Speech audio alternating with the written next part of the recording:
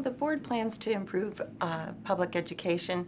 We're going to work on creating and implementing a clear transition to the new Common Core, an accountability system that will reflect that. We're going to look at teacher effectiveness, and we've done that now with the passing of the framework for teacher evaluation.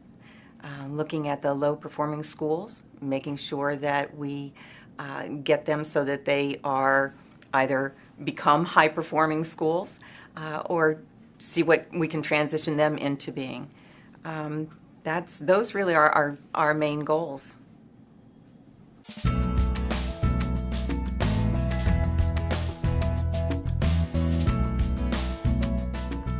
I think it's important that overall, every student who enters our public education system needs to come to us ready for success in kindergarten, receive challenging and rigorous curricular opportunities as they progress through the grades, engaging in a lot of project-based and problem-solving activities in classrooms, making full use of the technologies that are available for their social and entertainment purposes and translating that into educational gains so that when they exit the system, they have a diploma that doesn't say that they are ready to leave, but one that says they are ready for full admission into a college or a career choice that they make without remediation.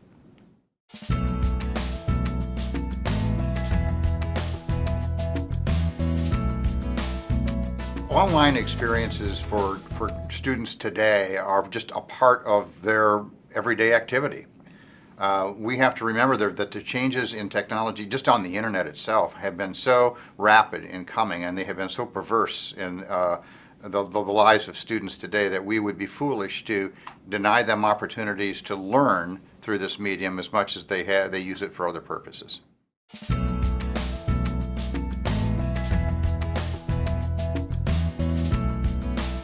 What I would like the Department of Education to be seen as is an entity where people can go to understand what it is that the schools need to be able to produce so that children who exit from the system have real opportunities for a bright and successful future in Ohio.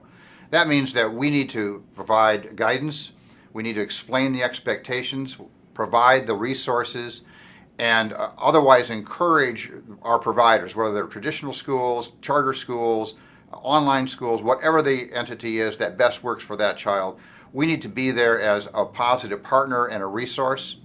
And then quite frankly, where things are working, we can best help those folks by getting out of the way and letting them flourish and teach us what the good practices are so we can share that information with everyone else.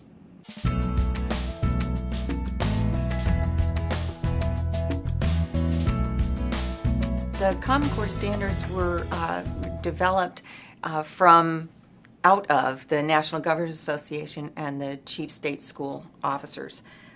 They came to realize that we need commonality among the states to be able to have our kids prepared properly. So you can go from one state to another and you know what the expectations are.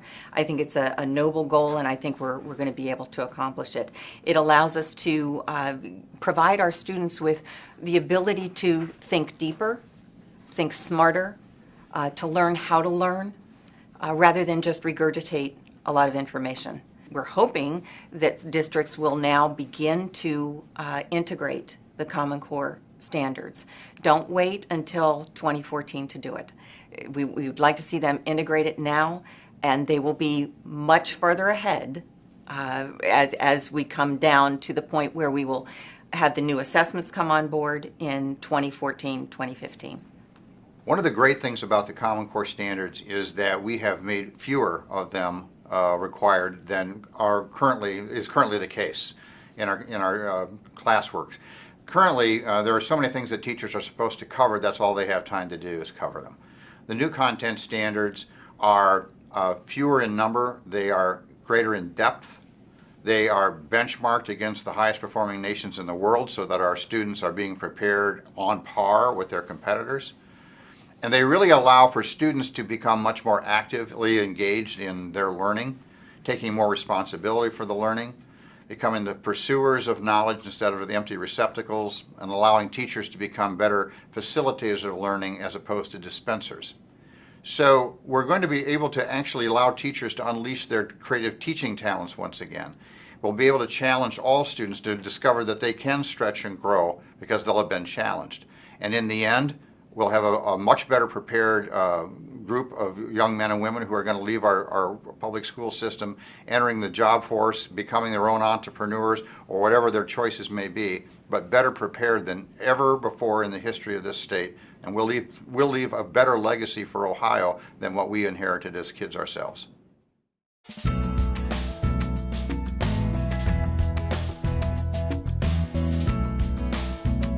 The new calculations for how we determine a high school graduation rate are being determined and dictated to us by the U.S. Department of Education.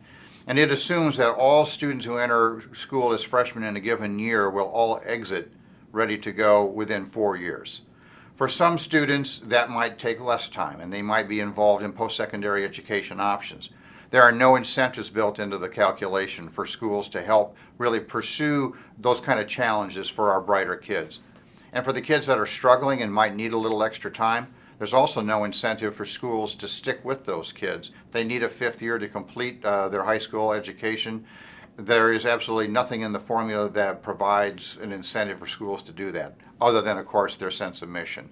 So the calculation was intended to give us uniformity across the states so that we could make comparisons. The problem is, I believe the comparisons are going to be limited because the policy is not that well thought through.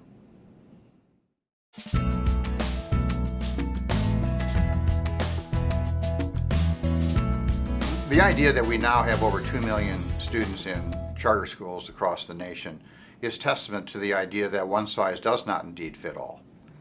So when we have opportunities for different environments for students to learn in, perhaps there are smaller schools, maybe they are more of a magnet type school where they tend to trend toward a particular area, say for example in sciences or technology, whatever the purpose of the charter school.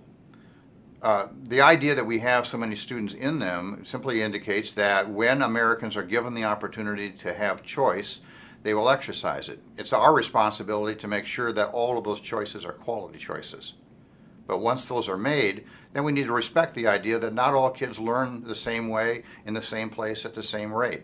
And when we come to terms with that, we understand the value of having the school choice.